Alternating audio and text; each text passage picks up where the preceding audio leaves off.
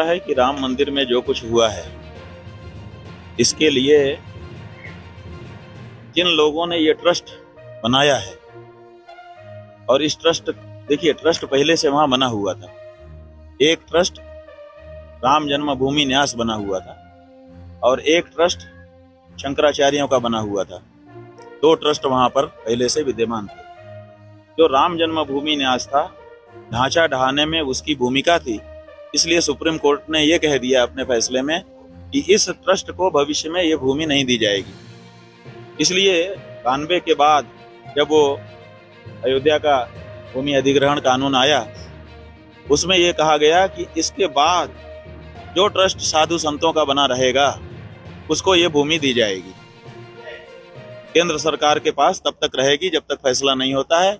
जिस पक्ष में फैसला हो जाएगा उसको विवादित भूमि सहित अधिग्रहित भूमि एक साथ दे दी जाएगी, और वो अधिग्रहण के कानून के बाद के ट्रस्ट को दी जाएगी।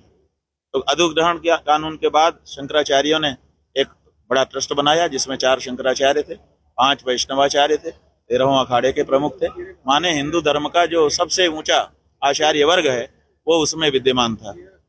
और इधर मुकदमा में पैरवी भी वही लोग कर रहे थे। मुकदमा जीता गया, सरकार की तरफ से तो कुछ हुआ नहीं, मुकदमा जीत करके तो ये फैसला हुआ। तो स्वाभाविक है कि प्रथम अधिकार या तो उनका बनता था जो लोग न्यायालय में पैरवी कर रहे थे हिंदू समाज की ओर से, पक्षकार। अगर उनको नहीं तो जो ट्रस्ट वहां पर बना हुआ था बड़े आचार्यों का, उसका हक बनता था। लेकिन पक्षकारों को हटा करके, शंकराचार्यों के बड़े ट्रस्ट को हटा करके, धर्माचार्यों के ट्रस्ट को हटा करके अपने विश्वस्त कार्यकर्ताओं का ट्रस्ट लाया गया। समझिए आप बात को।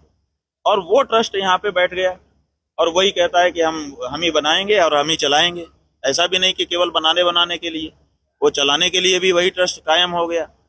अब ये बताइए कि जब कहीं पर कोई कार्य होता है, बड़ा कार्य होता है, तो वहां पे विशेषज्ञों की नियुक्ति होती है कि विश्वस्तों की नियुक्ति होती है? विशेषज्ञ नियुक्त किए जाएंगे कि विश्वस्त नियुक्त किए जाएंगे?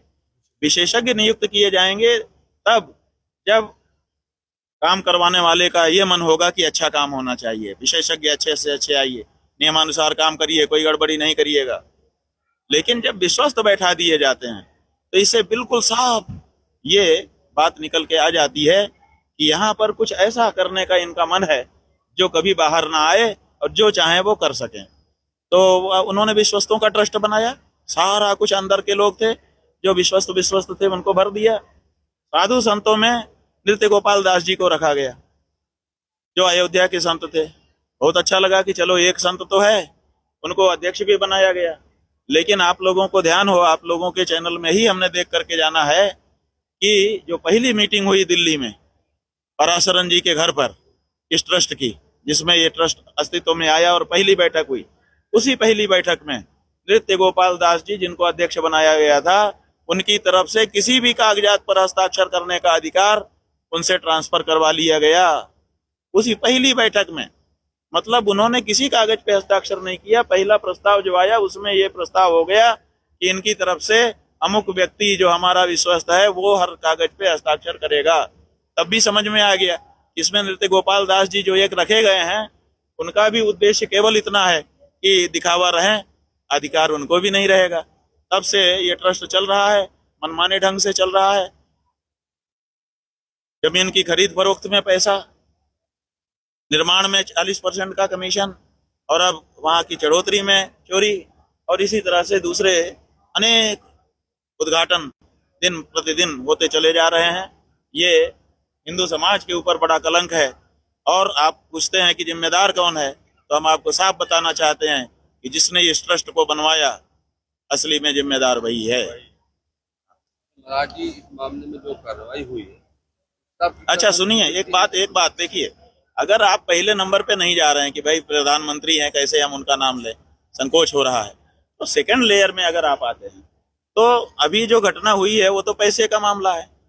तो बताइए, जो पैसे का मामला, गड़बड़ी घोटाला आया है, जो भी चोरी हुई है, जो कुछ हुआ है, पैसे का हुआ है ना। पैसा तो कोष है, तो जो कोषाध्यक्ष है उसका नाम आप लोग भी नहीं ले रहे हो। जरूर कोई इसमें साजिश है कि उनका नाम धीरे से बचाए रहो, चंपत राय पे फोड़ दो। अरे भाई, कोषाध्यक्ष पैसे में हेरी फेरी हो, गड़बड़ी हो तो उसके लिए पहला जिम्मेदार तो कोषाध्यक्ष होता है। तो गोविंद देवगिरी वो कोषाध्यक्ष है वहां पर, आप लोग उनका भी नाम नहीं ले रहे हैं। कोष में गड़बड़ी है और कोषाध्यक्ष बिल्कुल बाइज्जत बरी है। क्यों?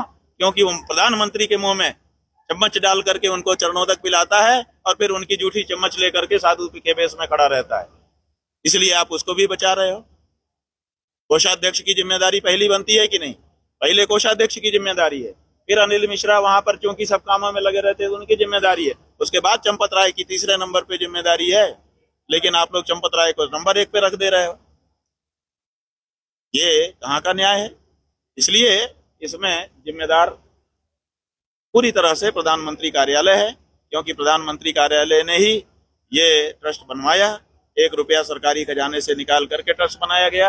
अपने आदमी अपने मन से उन्होंने चुन चुन करके रखे और उन्हीं से निर्माण, उन्हीं से संचालन, उन्हीं से सब कुछ करवाया। और आज जो कुछ हो रहा है सब उन्हीं के द्वारा हो रहा है। और ये बात जान लीजिए कि जितना गबन इसमें किया गया है, जितने का विश्वासघात किया गया है, ये इस कैलिबर के लोग नहीं हैं जिनके नाम FIR की गई है कि उतने बड़ी राशि को ये लोग खुद पचा जाएं। इसका मतलब है कि इसमें बड़े लोग शामिल हैं। महाराज जी, आप इस कार्रवाई से संतुष्ट हैं? किस कार्रवाई से? इन लोगों पर कार्रवाई हुई? क्या कार्रवाई हुई है बताइए, क्या कार्रवाई हुई है? दूध का दूध, पानी का पानी। देखिए, बात यह है कि आपने कहा कि SIT बन गई। SIT कैसे बन सकती है? इन्वेस्टिगेशन जो चीज है, S के बाद जो IT आई है, I का मतलब इन्वेस्टिगेशन है। तो इन्वेस्टिगेशन तो FIR के बाद शुरू होता है, तो ये तो इन्वेस्टिगेशन है नहीं, तो SIT कैसे बन गई?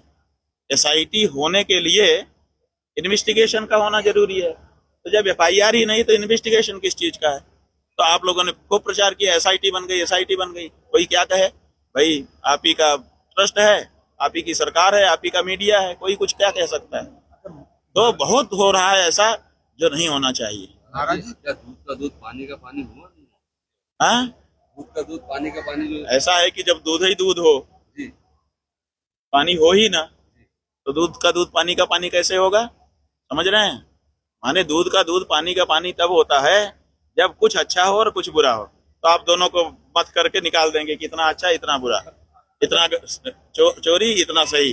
यहाँ तो सब एक ही एक है, आप क्या निकालोगे मत बताओ। महाराज जी, मुख्यमंत्री ने जिस तरीके से ये कहा था कि जो भी SIT उसमें गठित की गई है उसमें दूध का दूध और पानी का पानी हो जाए, तो 8 लोग जेल गए हैं। अरे भाई, नृपेंद्र मिश्रा जी जो सबसे बड़े अधिकारी हैं और बहुत अनुभवी व्यक्ति हैं, उन्होंने बताया था, आपके चैनलों के माध्यम से हमने सुना कि SIT जो है मुख्यमंत्री के निर्देश पर काम करेगी।